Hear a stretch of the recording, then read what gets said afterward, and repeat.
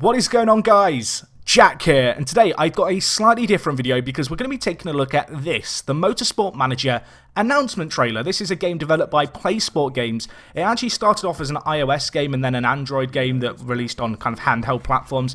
They, back in October, I believe, about 7 months ago, they announced a partnership with Sega. It's now been announced that, well, today in May, there is a game coming out in September 2016 by PlaySport Games, Motorsport Manager, releasing on PC, Mac, and Linux, and published by Sega. So this is going to be kind of a fully functioning game rather than kind of a handheld game, which I'm kind of excited about. I had a little bit of experience with the iOS game, but however it kind of lacked the depth I was looking for.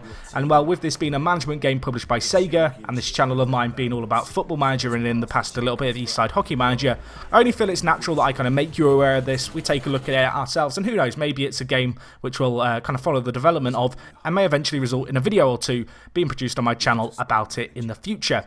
Anyway, let's start the trailer. Let's take a look at the game itself. The trailer itself is going to be linked down below. Definitely go check it out. And actually, the first thing we're going to see here is a 3D render shot of an F1 car. Now, I should point out, this game never actually acknowledges Formula 1 as existing because, well, it doesn't have the licenses as far as I can tell. It seems pretty evident that that's the case. I don't feel like these are the actual graphics we're going to see in the race engine themselves. However, you'll see in a few seconds there is a factory kind of screen which shows a car in a 3D rendered kind of state like this. So I wonder if we will be able to kind of mod our cars, maybe do the graphics themselves, and take a look at them. So anyway, mentioning that factory view, let's get into it here. You can see it straight in front of you. The interface itself, it's similar to Football Manager in some ways. Along the bottom, you can see a variety of different options like home, player, mail, car. You can read them. A few that kind of caught my eye were the scouting and sponsorships. If you've ever played the iOS game and the mobile game for Motorsport Manager, you'll know the sponsorships are a kind of big deal because they are kind of basically how you make all your money. And I expect that to very much be the case here. Anyway, looking more a little bit in detail at the factory screen itself, we can see that 3D render of the car in all its glory.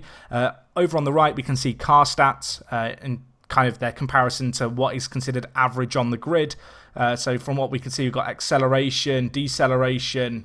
Looks like we've got kind of downforce at the front and rear, something to do with suspension. And then I can't actually tell what TS might stand for. It's probably something really obvious. And I'll say it now. If you notice anything in this video, I don't draw your attention to anything you notice. Feel free to leave it down in the comments for other people to see. Kind of just going to be talking about what I can see in front of me here.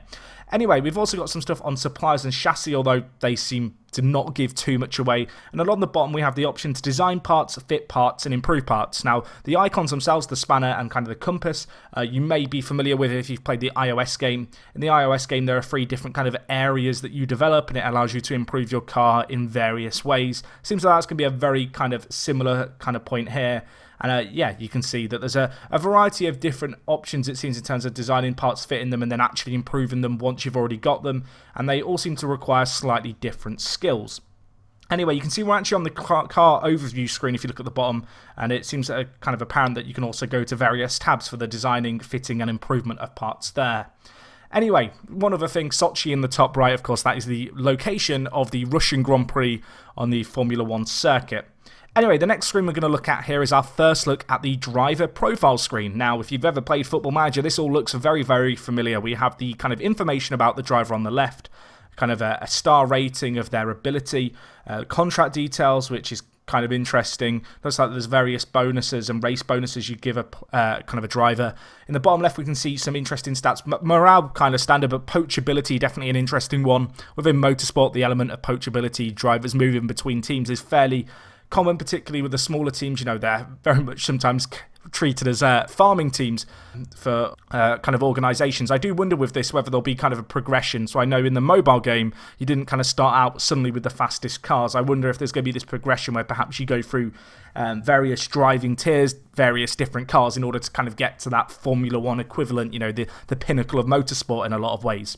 Anyway, over on the right-hand side, you can see we have career history stats, kind of some generic stats there again, very reminiscent of Football Manager, and it also seems like there is going to be a history tab as to the left of the WGP World Grand Prix 2014 kind of name tag. Clearly the button on the left is clickable. There's also marketability bit, which again kind of plays quite heavily into motorsport, you know, that ability to, I guess, make money off the driver themselves. You can also see we have a driving information tab itself. to do with understeer and oversteer. It looks like that one and the morale one are both kind of broken at the moment, or certainly not functioning. Of course, this is all pre-alpha gameplay, so don't judge it too much, and of course it is all subject to change. Over on the right we have championship form, and you'll notice a variety of different racetracks: Beijing, Cape Town, Vancouver, Guildford, Milan. None of them are F1 racetracks, it's fair to say. If you know your motorsport, which some of you may well do, you'll know the Canadian Grand Prix is in Montreal. Of course, the British Grand Prix does not take place in Guildford, and the only racetrack I know of in Guildford is the Top Gear test track, which I kind of find unlikely to be a racetrack in itself. It's also worth noting that Ardennes, in the top right, is the kind of area in Belgium where Spa is, so it seems fairly logical that Spa might be a racetrack that is raceable in this game, and actually we'll look at a little bit more of that slightly later on in the video. Anyway, moving over onto the next screen here, we are going to be taking a look at the part fitting screen. So you can see here we have our two drivers, and well, actually you can see in this case we have equal status drivers. So you'll know in a lot of motorsport teams you kind of have your first driver and your second driver, your kind of lesser one, the one who doesn't get so much priority. Seems like in this motorsport team, Steinman Motorsport, as it suggests in the top left, these two drivers are kind of equal kind of standing. It's worth noting that they are, of course, World GP champions, kind of first and second.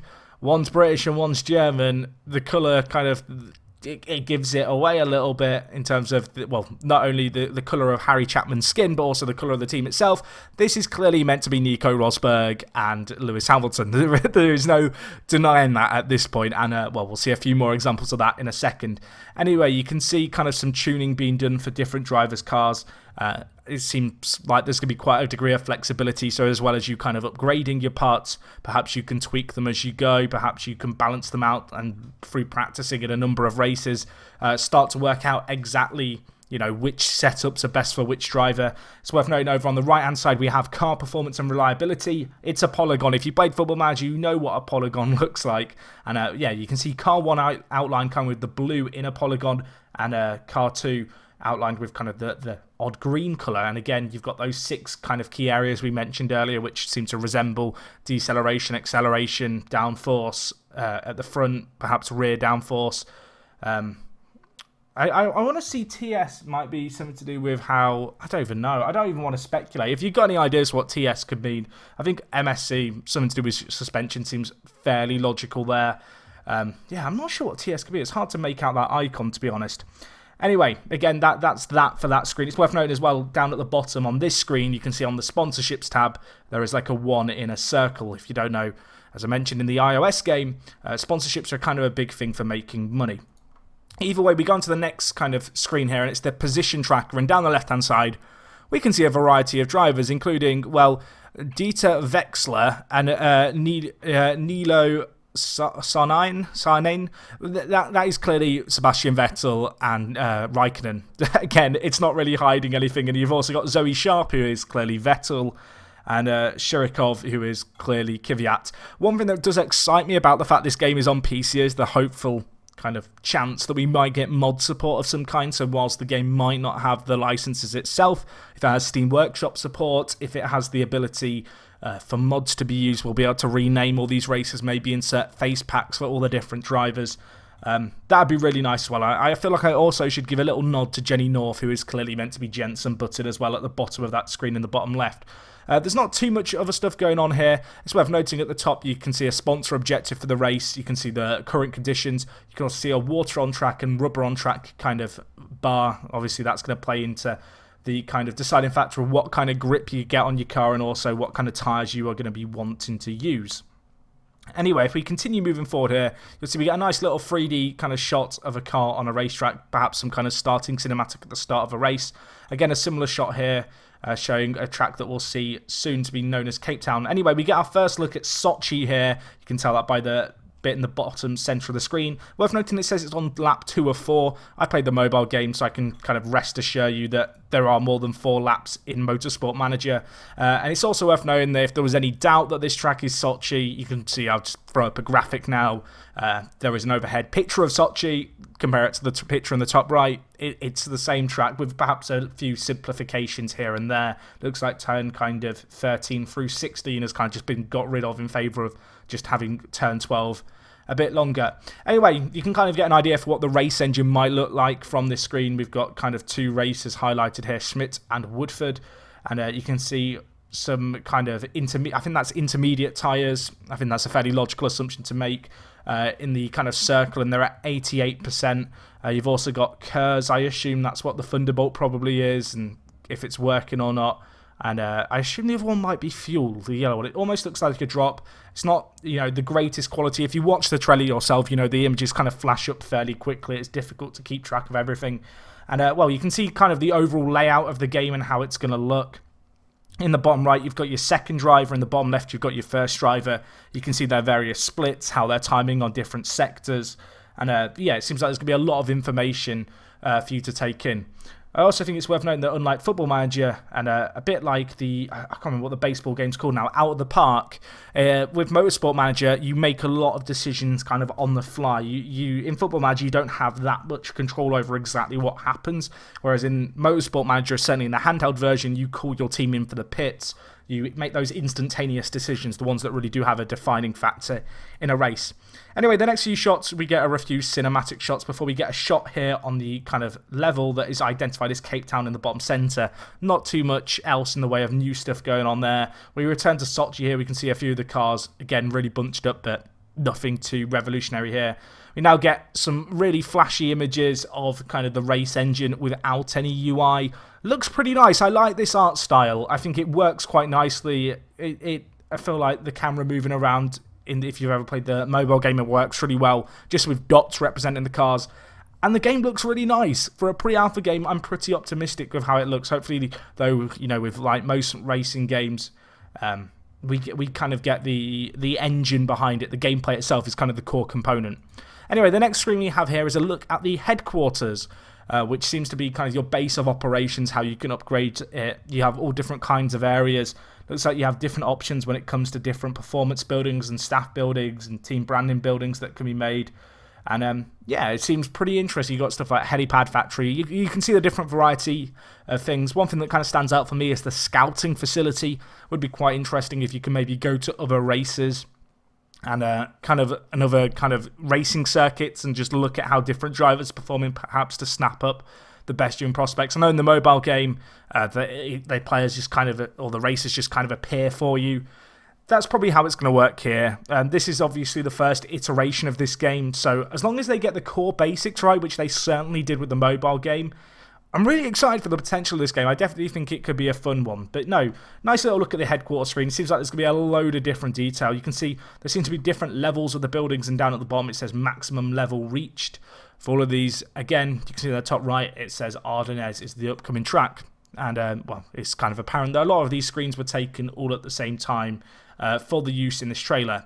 Anyway, we now get a few more cinematic shots, and we actually get a shot here of a practice on Ardennes, which, of course, as I mentioned, is Spa. I'm going to whack up a map again so you can see the level. Obviously, the track overview in game is in the bottom left. You can compare that to the Spa overlay that I've just put on. Perhaps a little bit more different than the Sochi Grand Prix, but still very evident that it is the same track, or certainly based off the Spa kind of Grand Prix. The fact we've got practice sessions is kind of nice. It's going to be a fully fledged racing weekend in terms of having practice sessions, the qualifying on a Saturday and then the racing on a Sunday, so I'm kind of excited to see that. And yeah, again, the game just looks really nice. I'm digging the art style. It kind of has a model feel to it. It doesn't look hyper realistic, but I don't think it needs to. And the lighting itself is actually one of the things that impresses me the most. Anyway, the next thing we're going to see here is another shot from the Cape Town Grand Prix. Obviously, there isn't a Grand Prix in South Africa. I'm going to whack up on screen the Monaco Grand Prix again. You might have to squint your eyes a little bit for this. But I kind of feel like, again, it's kind of apparent that this level Cape Town is based off Monaco.